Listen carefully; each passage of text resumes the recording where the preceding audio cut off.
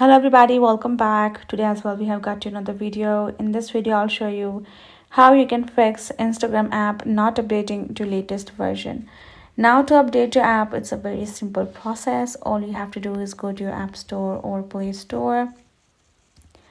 Go to search bar, type in Instagram, and then simply go ahead, search it up. You will find your particular app. Go ahead, tap on it, and you will find this kind of update option. Now you should be able to just tap on it and it will start reinstalling your Instagram app on together and with updates.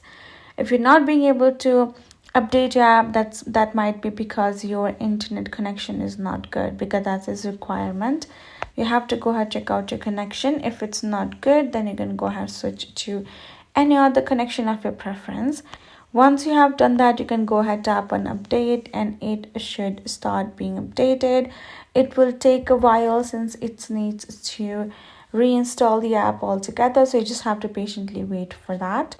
Once it's done being updated, you will find this open option. Go ahead, tap on open, and your app will open automatically. And there you go, you have an updated version of your Instagram right over there. You can start using it, and that's all.